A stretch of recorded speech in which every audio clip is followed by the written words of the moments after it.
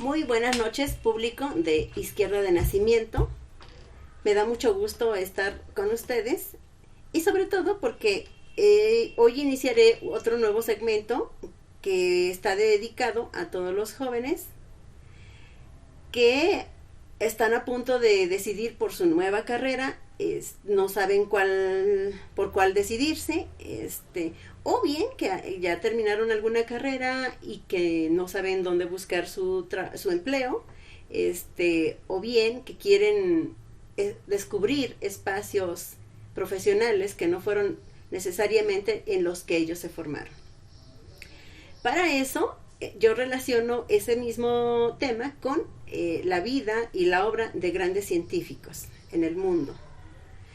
Muchas de las veces nosotros pensamos que y conocemos a los científicos solo por lo que ya hicieron, por su aportación.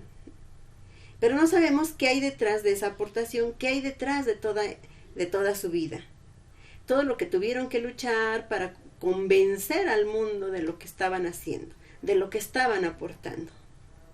Para ello, yo empecé a leer un libro que se llama Mentes Creativas, es de Howard Gardner, se los recomiendo, pueden incluso bajarlo en PDF. Es un libro que me gustó mucho. Howard Gardner es un psicólogo que ha hecho grandes aportaciones al campo de la pedagogía. Y bueno, yo cuando leí este texto de Mentes Creativas me llamó mucho la atención porque describe a 7 personajes muy importantes en la ciencia. Pero incluso él dice que le costó mucho seleccionar a los científicos de los que quería hablar, porque dices que hay bastantes y sería interesante describir la vida de todos para que el público entienda que no es nada fácil llegar a lograr lo que nosotros nos proponemos. Y por eso yo selecciono estos 2 espacios, porque me interesa mucho que los jóvenes que van a decidir o que están a punto de empezar a desarrollarse profesionalmente, sepan que no solo en México, sino en el mundo, la situación está muy complicada. Entonces, no hay mucho campo laboral, o a veces es muy competido, y también nosotros no estamos formados para ir a tocar puertas. En el caso de los mexicanos, nosotros, la comunidad mexicana, somos muy sensibles. Y entonces, si tocamos una puerta y nos dicen no, nuestra moral se viene hasta abajo. Y ya nos da miedo ir a tocar más puertas.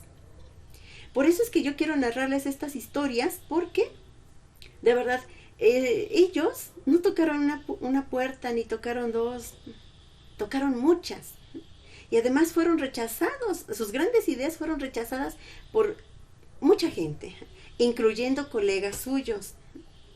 Entonces, es muy importante para mí que lo sepan. Y bueno, sin más por el momento, yo voy a iniciar con Sigmund Freud, porque a mí me ha gustado, es uno de mis favoritos, ya que siempre me ha interesado toda esta parte de los sueños, también de la personalidad. Y eso es algo que siempre me ha fascinado. Y bueno, voy a comenzar diciéndoles que Sigmund Freud nació el 6 de mayo de 1856 en una comunidad que se llama Pribor, en Moravia. Es una comunidad del Imperio Austriaco, hoy conocido como República Checa. Y murió el 23 de septiembre de 1939 a los 83 años de edad, víctima del cáncer de laringe. Murió en Londres, Inglaterra. Sigmund Freud tuvo 6 hijos, entre ellos Anna Freud.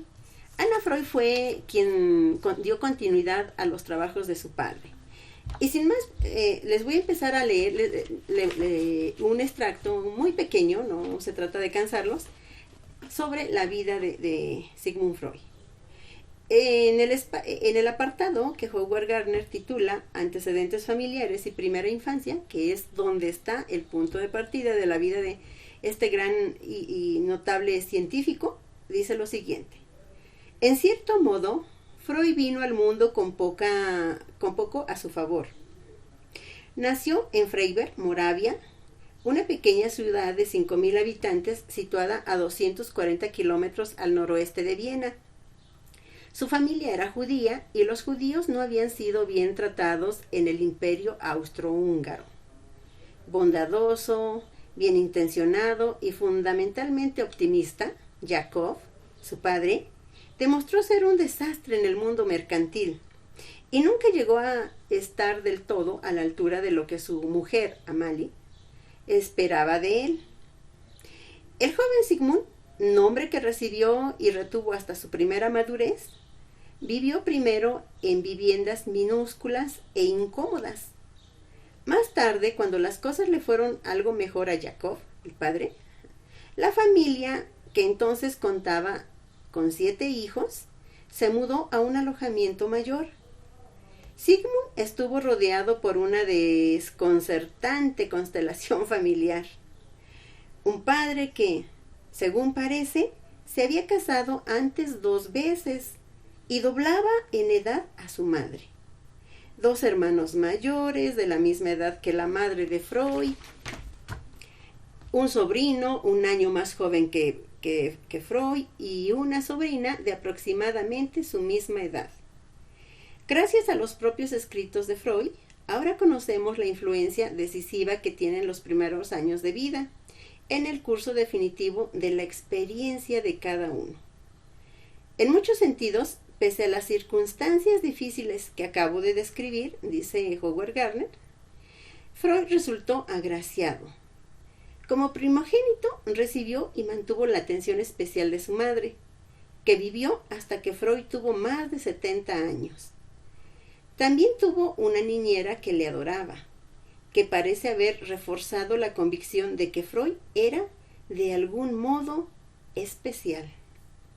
Aunque los judíos habían estado sometidos a fuertes prejuicios durante anteriores generaciones, Freud creció en una época en la que el antisemitismo estaba en decadencia, al menos temporalmente. Bueno, no les quiero narrar todo eso, es un texto muy interesante. Les voy a tratar de describir lo que pude y lo que más me impactó de esta narrativa de Howard Gardner hacia Freud. En el libro nos menciona que a partir de 1902, Sigmund Freud se reunió con un grupo de aproximadamente 20 vieneses y que se reunían constantemente para tener tertulias, charlas, y en esas charlas trataban distintos temas. En el libro nos damos cuenta que dice, se reunían y cada vez que se reunían alguien hacía la exposición de algún tema y al acabar la exposición todos le preguntaban y dicen que al final el que cerraba las preguntas era Sigmund Freud. Y bueno, entre esas charlas salieron una muy especial que tiene que ver con los sueños, tiene que ver también con la personalidad. A Sigmund Freud difícilmente los psicólogos de su tiempo le reconocieron su teoría.